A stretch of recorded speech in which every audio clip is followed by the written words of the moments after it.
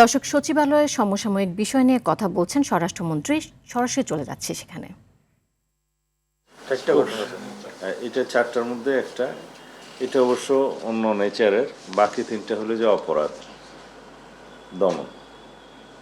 তার মধ্যে খুব সম্প্রতি যেটা আদাবরে চাঞ্চল্য সৃষ্টি করেছে যে বিকাশের একটা দোকানে চাপাতি দিয়ে কুপিয়ে 1 লক্ষ টাকা ছিনতাই করে নিয়ে যায়।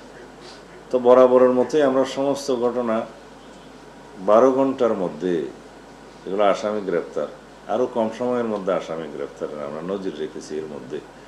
তো এই একই ঘটনাটা 4-5 ঘন্টার মধ্যে পুলিশ ওখানে আসামি শনাক্ত করতে সক্ষম হয়েছে। তাদেরকে গ্রেফতার করতে গেলে এই একই চাপাতি দিয়ে আমাদের 2 জন পুলিশ সদস্যকে, একজন ওসি আর একজন সাব ইন্সপেক্টর আহত হয়েছে চাপাতির ক্ষেত্রে। অবশ্য এই আসামি গ্রেফতার করতে গিয়ে তাদেরকে 2 রাউন্ড গুলিও করতে হয়েছে, আসামি আহত হয়েছে। অপারেশনের ক্ষেত্রে সেটা তাদেরকে করতে হয়েছে আত্মরক্ষার্থে। 4 জন আসামিকে গ্রেফতার করেছে এবং এটা জীবনের ঝুঁকি নিয়ে এই কাজ করার জন্য তাদেরকে আমরা পুরস্কৃত করছি। অন্য ঘটনা আর একটা হচ্ছে আনোয়ারা।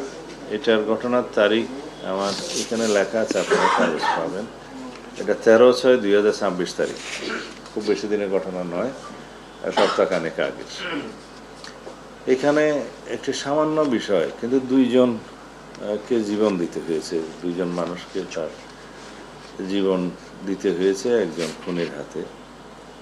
তার ওই যারা ভিকটিম তাদের কাছে ঋণ নিয়েছিল, তাদের একটা স্ট্যাম্প তার কাছে জমা ছিল। সেই স্ট্যাম্পটা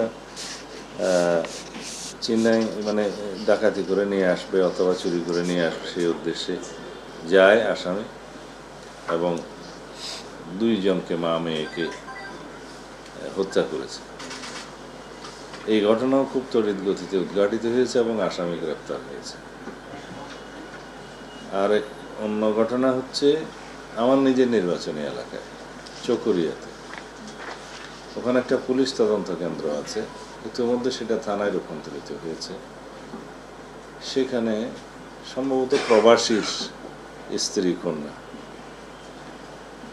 তারা তাদের বাড়িতে আসামিগণ সংঘবদ্ধভাবে ডাকাতি করে এবং এক পর্যায়ে মা মেয়েকে ধর্ষণ করে। এটা প্রকাশিত হলে তাৎক্ষণিকভাবে থানা পুলিশ এই আসামিদেরকে গ্রেফতার করতে সক্ষম হয়। কয়েকদিন সময় লেগেছিল মনে হয়।